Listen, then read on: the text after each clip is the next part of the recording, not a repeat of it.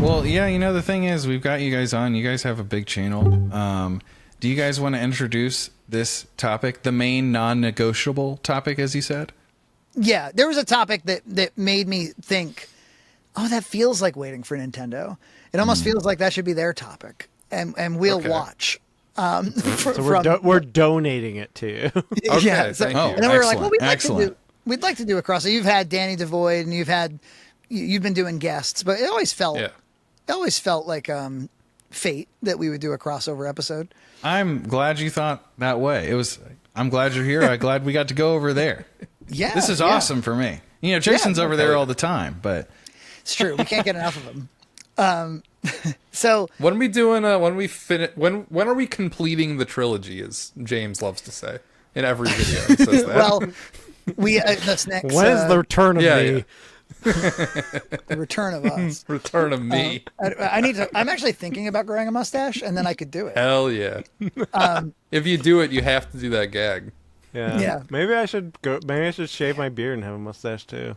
Right? We could do it, EJ. We could do it just for a limited time only. If you donate $4 a month. You have to wear your cowboy hat. I'll wear a bandana. We'll make it. It's a mustache podcast. We're both pushing 40. Things are going to have to change around here. Yeah. There's going to be my dad has had a mustache. I've never seen my dad without a mustache. Nice. So maybe Gloria has a rude awakening coming. Oh shit. Yeah. So I saw an article. What was the article, you ask? Let me click it. It was that Gen Z is cutting back on video game purchases, really cutting back. Neither of us are technically Gen Z, though. I don't think. Are you not, Jason? I thought you were on the cusp. I'm barely a millennial. If you go by the strict dictionary definitions, I think I'm the youngest millennial. I think 97 is where Zoomer starts, right? Yeah, that's exactly. And is that the year you're born? I was born in 96. Okay. So, the cutoff. Yeah. Yeah. Oh, man. Yeah. I'm close. We're close enough. John Hunt is like Gen X millennial. Yeah. I think that's kind of where you're at, is where you kind of share a little bit of culture with both sides, It John feel Hunt that way. is a millennial because he's into anime and Japan stuff. That makes him firmly in the the young, whatever the younger camp is. But he didn't grow up with Ghostbusters, Ninja Turtles, Power Ranger. You know what I mean? That was a little too young for him. And also our relationship with technology is quite different. He was middle school teen by the time the internet came out. I was a child when the internet came out. Things move so fast for 20 years that even just a couple year difference was a huge difference in technology. Where you're from and your specific family matters a lot here, because I know a lot of people you got the internet in the fucking 90s. I didn't get the internet until 2008. So Prodigy. I was explaining to a young man the other day that was born in 2008 what dial-up internet was. Yeah. And I thought he knew. I thought this was a covered topic. He didn't have a clue what I was talking about. I was like, if you pick up the phone, it would kick him off the internet. I had dial-up, for a very brief period. Watching old Lord of the Rings DVDs, it's Time Warner AOL. I'm like, Time Warner AOL? Yeah, AOL. AOL is relevant? I always tell the story about there's a Lord of the Rings behind the scenes clip where they were we're spending millions and millions of dollars on this. We've got state-of-the-art technology. We have 1 terabyte of Avid storage. Holy shit, that's a terabyte. And they're wheeling it into a data center. Yeah. This is 99, Yeah. I remember the old Alienware ads where they were they were saying it had 1 terabyte of hard drive storage, and they were it's so much space your property tax will go up. It's we do fit into this article though, because we are both spending less on video games, even though we're not Gen Z. So I think this is an interesting topic just because there are lots of factors at play, and they all kind of they circle into each other. Economic downturn for sure. No. In a June 24th report this is from Vice.com. In a June 24th report from the Wall Street Journal, Circana, I guess that's some sort of polling or survey, found both online and retail purchases among ages 18 to 24, very specifically that age range is the one that went way down, dropped by 13%. That's some serious percentage. Yeah. From January to April, as opposed to January to April of 2024. 13% down from that period of time, with a new console coming out. Yeah. In particular, Circana found that young Zoomers were spending nearly 25% less per week on video games than in 2024. So on the younger side of the distribution, it was actually 25%. While purchases for accessories, small appliances, technology, and total general merchandise has dropped with young adults, video gaming took the lead, Hayden, in Circana's data.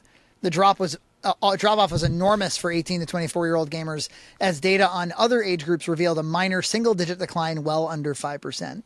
So yes, everybody's spending less. But this is games. We're talking not how much money the industry is making. We're talking about sales of units of games. Their right? spend. Yeah. Yeah. Well, so their total, like in-app purchases would count. That's right. Okay. Yeah, there's a lot of different things that I think of when I hear this. The gamer in me wants to say, well, the games are getting worse. But like obviously there's way more. There are less games coming out.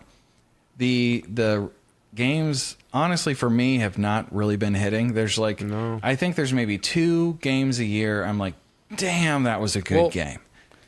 Another huge factor is the younger you go, the less amount of games they want to play, because they're on these forever games. They're on Minecraft, they're on Fortnite.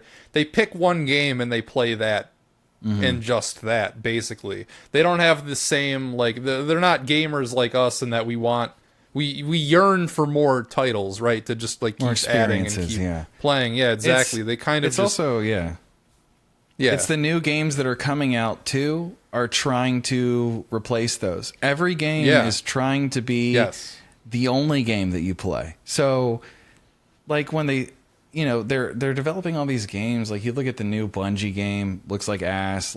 They all want to be that. They want to be Fortnite. They're chasing and that's how they're investing in these game companies too. Xbox keeps closing down these studios because they're not able to provide what they want, which is the next $1 billion IP.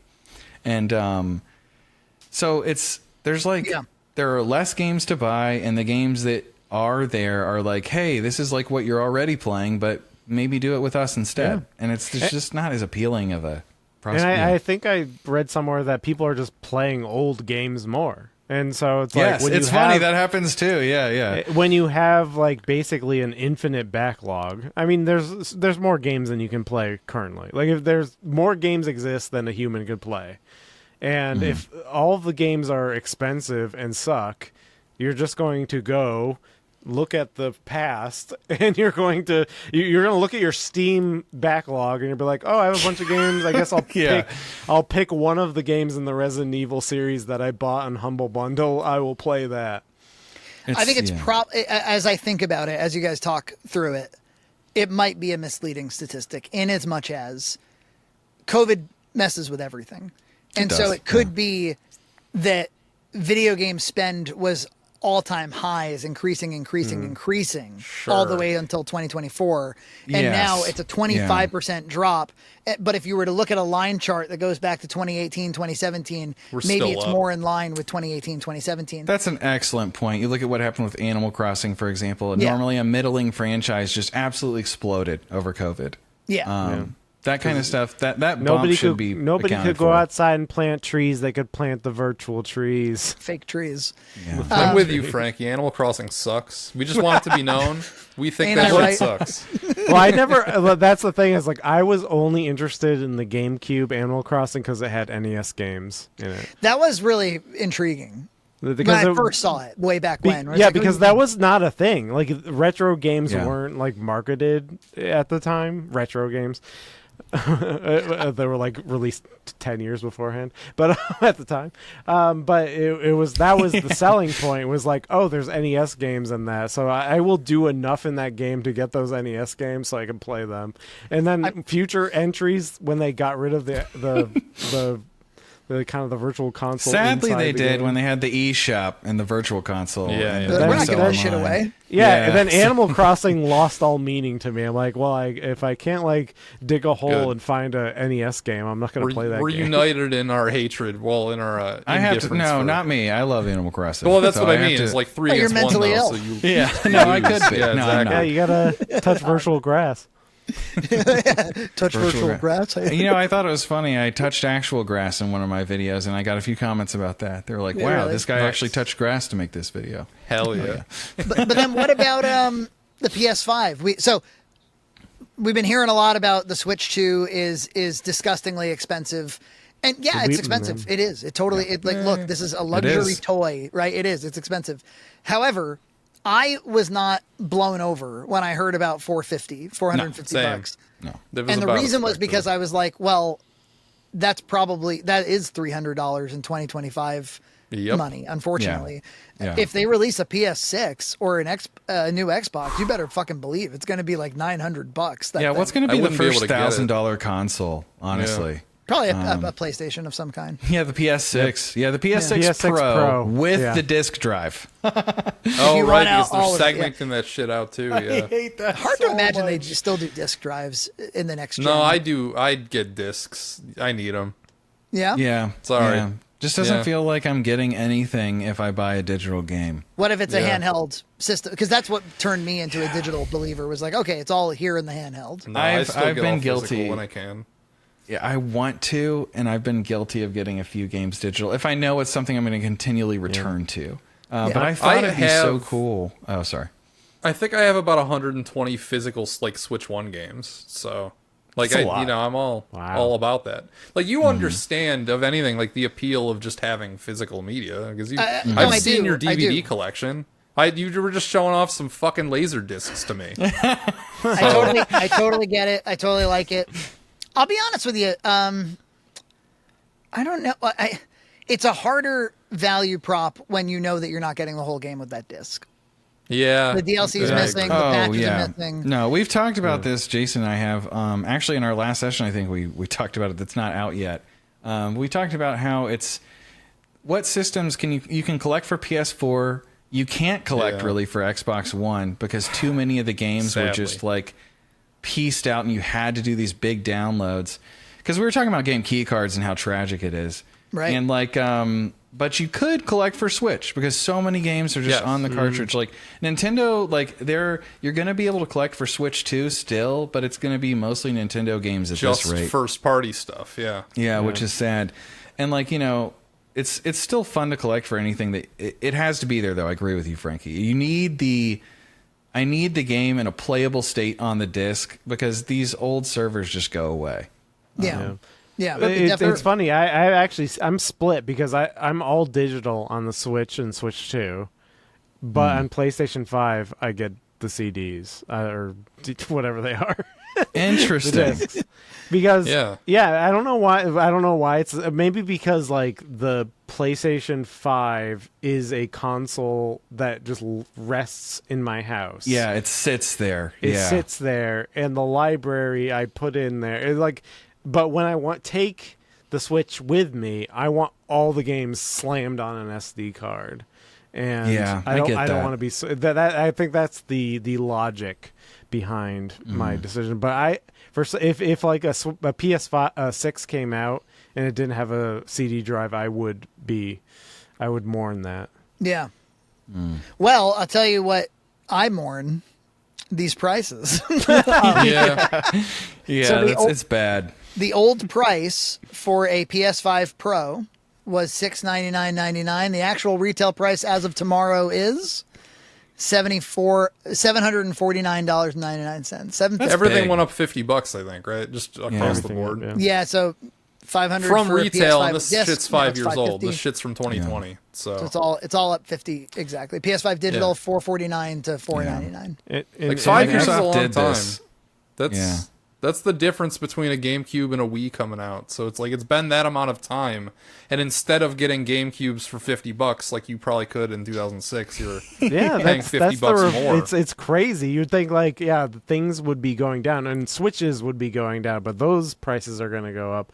It's like the Switch 1. It's like they did already. It's so funny. When I saw that, I was like, I thought they were trying to make the Switch 2 seem more affordable by raising the price of the Switch 1. Because who's buying a Switch 1, right? I checked eBay when Xbox did this, and the prices were maybe like 10% more than they were a few weeks before. Because I was thinking about selling mine, and then I realized I couldn't. But like, because the Xbox beat Sony to the punch here, and Nintendo even beat them all to the punch, really. But you know what this makes me want to do? This makes me want to go get a PS3. I saw them on the marketplace for $7. Get yourself a backwards compatible one. They're fucking good. Yeah, I saw one for like $70 on marketplace. I'm like, yeah, $70. I could have a good time. No. Was it like the Spider-Man logo one? That's the best one. Yeah, I'm sure it was. I think so. No. You Are want they loud and hot? You want to track down one that plays PS2 games. That's what you want. So which ones play PS2 games? There's only the fat like one. the first year that they were manufactured. Basically, so the fat you got to one. look at serial numbers and shit to know. Yeah, but those ones can get the yellow light of death easy. So you gotta. I guess it depends. There's different kinds. I did have one die on me, but that one was software emulation for PS2, and the one that I got after that is a hardware emulation. It's like literally a PS2 built into a PS3, and I think those are supposed to be better. And that one hasn't died on me yet, so. I love that era of backwards compatibility where, doesn't the Wii have like basically a GameCube in it? Yeah. And it basically is a GameCube. I don't think I've ever spent more money on video games than I have in the past few years. And I think that has everything to do with digital purchases on the Switch. Really? Yeah. Yeah, because suddenly it was like, for $5 you get all the Duke Nukems. Yeah, it's the when you get all the deals, because that's the thing when people are like complaining about $80 games. It's like, okay, but I mostly buy all these weird indie games for like $10 or $5, and when they go on sale, it's like I'm not going to be buying an $80 game all the time. So I think it's just like the movie industry, because right now the movie industry, like the tent poles are failing. Fantastic Four didn't do so well. They're saying that 500 mil is going to be the new bill. I wonder if the same will so that means there's an opportunity for smaller movies to dominate, and suddenly it might make more business sense to make a movie for $20 million and try to go for, an 80 million gross or something like that. I wonder if the video game industry is like going to turn away from AAA. Let's hope and it's really going to be about like who can sell a really well selling $20 game or $25 game, because that's where the market is right now. Yeah, like indie has been on the rise for quite some time, and now you're getting more games by like smaller or new studios. Like, I mean, what was it, Clear Obscure 33 or whatever that came out, and it dominated everything for a little bit. And I mean, that was, what was it, like $50, or was it a full price game? EJ, did you play it? I think it was like $40. Like, and it might have been even cheaper. And like people were saying it was like a Game of the Year nominee. And you look and you turn around and you see what Ubisoft or Ubisoft's been doing. I never really looked up how to say it. Ubi, is it Ubi? Right? It's got to be. I think it's Ubi. I think it's Ubi. Yeah, I think it's Ubi. I call it Ubi. We call it Ubi around here. It's like anything where, like, if development time is way shorter and takes a way smaller team, and then you're selling it for $40 and it sells millions and millions of, it just makes a lot of business sense. Yeah. I mean, like, so now I think the answer is yet to be, the question has yet to be answered of will people pay $70, $80 for a video game? I'm not paying $70 Depends for on the Kirby game. Air Riders. That Yeah, same. game I'm not looks like buying it's Kirby. $40 tops. Unbelievable they would charge for something like that. Yeah, it's funny because they came out and Nintendo was like, we're going to charge like based on an individual basis. And it's like, no, it's just 70. It's like, okay, not happening, dude. Yeah, I video could games only- are not like movies, where movies are weird, where like you go to the theater, if the movie was made for $5 or if it was made for 500 million It's bucks, the same. Yeah. you pay $12.50 or whatever the price is. Yeah. And video games, like it's a sliding scale for price, and I think that means there's just a lot more opportunities for. Yeah, it's obvious that indie developers could like really take the lunch of a lot of these companies, especially if they're laying people off. And I mean, they are. That's all you ever hear about is 6,000 laid off here. This studio closed. This you'll have a game like what was that game that was kind of like Ratchet and Clank that Microsoft's studio had put out. I forget what the title was. I'll probably just throw it up. Maybe I'll actually do a little editing. But honestly, we say that a lot, and then we don't. And you see it, and we it's just like, forget. oh, did they do it? And you click on it. We don't even always listen to them did. back. Like, I don't even always listen to them back. Like, I'll find where the cut points are, and then I'll just like skip and try and find the next one, and then cut there. And was it Astro's Playroom? No, that's PS. That's like came with the. That's still a PlayStation game. It was It's not Hi-Fi a- Rush or something. Maybe I think that might have been what it was called. If I'm wrong, I'll fix it. But basically, Xbox, they bought this studio. They released a very almost universally acclaimed game. It did really well, better than par for them. And then they shut them down. Yeah. It's like, what? Like, what was the point of all that? It's a weird time to be in the industry. And also, Jason and I have talked about this too. It's not even it's not the studios anymore. You can't trust them because whenever these studios are always getting acquired and swapped back and forth now, and the talent leaves. That's who makes the games. It's just a revolving door everywhere, so it doesn't, like, names of studios barely mean even anything anymore. Retro Studios, which is making the new that's Metroid. Shit. Those fans are so annoying. The ones that are just like, Retro. It's like, man, the people who made the games you love from 15 years ago, they're all gone. They're all gone. Like, It's that not the shit same doesn't. thing, right? It's the ship of Theseus or whatever the thing is. Yeah. Yeah. Yeah. Well, it wasn't Nintendo was saying like, hey, we're looking into shortening the development time and like trying to As they make these should. games faster and cheaper. And I think that I think see it that's in fun. Kirby Air Riders. Nice. And it will still be $70. Yeah, they, exactly. They ought to be selling more Bowser's Furies for. Oh, that was for good. 40. Yeah.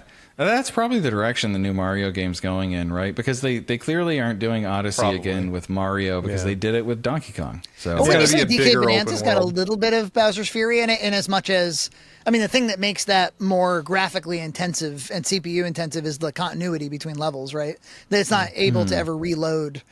I think that's why it can't be a Switch 1 game, is the whole idea of the sublayers.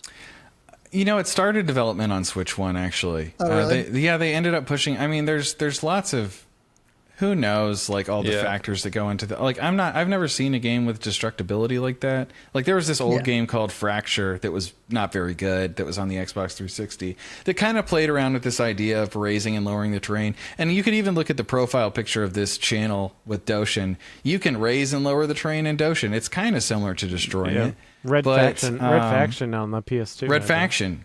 Yeah. So, like, there's lots of games. I don't know what made this. I don't know what I'm talking about. Maybe it really wasn't that. Maybe it didn't. It's just like a steady 60 frames. That's really all this. And it's not even that, really. Donkey Kong did look really, really good for the most part. Not all of the layers were my aesthetic, but I have no doubt that the Bowser's Fury will be the template for the next Mario game. It already felt like a tech demo Proof for of the concept. next Mario. Yeah, proof of concept Yeah. for the next Mario game. And I loved it. Yeah. It was fun.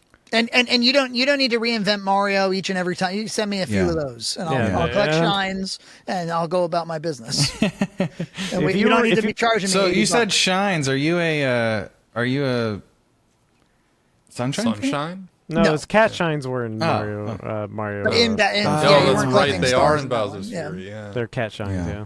So you see, That's it right. nodded to Sunshine, and it used the Mario 3D World engine, and I thought Yeah. that worked great. I made got for excited. I love Sunshine. I can't believe nobody's brought it up yet, but the first thing that comes to mind, like, in terms of just buying less games in general, like, I can speak from my experiences just because I bought the most amount of games probably between, like, I don't know, 2014 and 2020. I bought probably almost every single Nintendo, like, first party release. And I think it's just because we weren't getting squeezed as hard on everything else in life Yeah. that there was enough Yeah. free money to do that.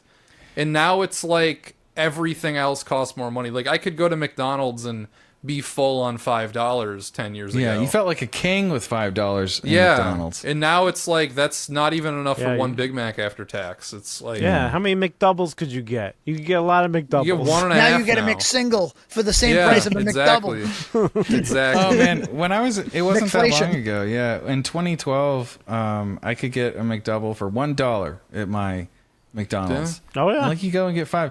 They frequently have a deal where it was $1.50 for 10 nuggets, and it was like Oh, people would man. go through and get 100 nuggets for $15. And it's like, Well, It's just like I remember when you would it was a double cheeseburger on the dollar menu, and they invented Yes. they invented the McDouble. They took away a piece of cheese. Yeah. And and that was on the dollar menu. We felt ripped off at the time, but I would beg for a $1 McDouble right now. Oh, I'd get on man. my knees. Please, yeah. please. Yeah. But it's like well, look, I mean, everything, though, we're in a 'cause- period of contraction because we were in a ridiculous. Video game sales, I think, are a good metaphor for the entire economy. When I was a child, the way I understood the value of $1 was what could pay for a new video game. And I guess to this day, I still look at it through the same prism. And I think it's like, yeah, all that additional spending that happened during, I don't think we've recovered from COVID. I think like the economic impact of COVID continues to be realized. I feel like right now we're going through something like a controlled economic crash where it's like, okay, we're gonna squeeze prices until people stop. And then there's going to be all the layoffs, right? Because that's as people decide to check out of a lot of industries that they've been indulging in, it's going to mean loss of jobs. Those loss of jobs are going to mean more loss of revenue, more, there's going to be, not to depress the audience, but there's some shit coming, I think. Oh, I mean, it's funny because it's been so shitty for so long anyway, and then it's like, Yeah, God, it's like, how man, much worse could it get? Can we get a break over here? Well, Yeah. normally you get a break after a crash, but you have to survive a crash. It's tough. That's how you bring housing prices down. You have a housing crash, And in the Who meantime, they knows if hope. it'll ever happen? And in the meantime, they hope a few dumb millennials who have a bit of money to spend will spend $50 more on a PlayStation. Yeah. just to keep Yeah. them ticking along, and then These are weird though. These price increases are strange because there's no shortage of these secondhand on eBay, and they are already much lower than the previous price. So I'm honestly more interested in how it's going to affect eBay prices. Like, are people going to be like, well, now I can charge more because the actual price went up? I don't know if it affects it that way. I've never seen this. I mean, like, literally, I've never seen game console prices go up over time. Like 5 years in, who wants a Series X that doesn't have a Series X, or who wants a PS5 that doesn't have a PS5? Yeah. It's basically just young people, right?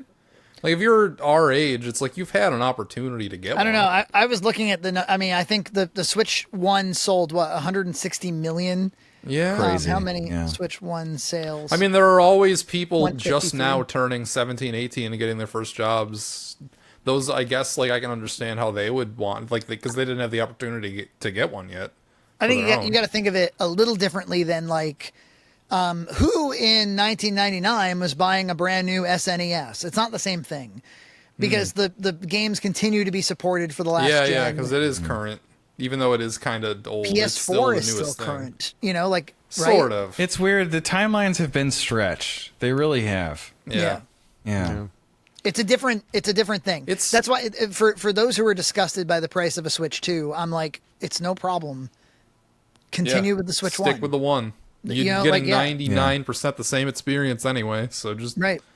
Stick like with it. Nintendo clearly, and yeah, they've only sold 6 million so far. They sold 153 million Switch 1s. It'll take a long time for that number to increase. That's why it's like, that's who the hell kinda hasn't what's- bought one by now? That's kind of what spurned this on, I think, at first, was talking about it, is we noticed that you can find Switch 2s in stores, which we're not used to, because when the PS5 came out, you couldn't find them. Series X came out, you couldn't find them. It just seemed like every time something else came out, you just weren't able to find them actually in a store. So it was weird for us to be like, is the Switch 2 bombing? Why am I actually able to buy one? It's a But whole I did different. say ahead of time they were gonna, like, Furukawa came out and said, like, we're Yeah, he producing did. so many that there won't be. Yeah. And I guess he made good on his word, honestly. They're right. Yeah.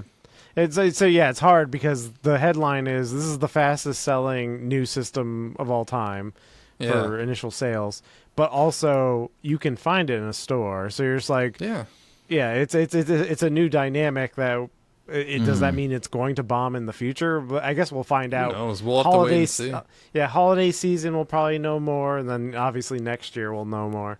But it's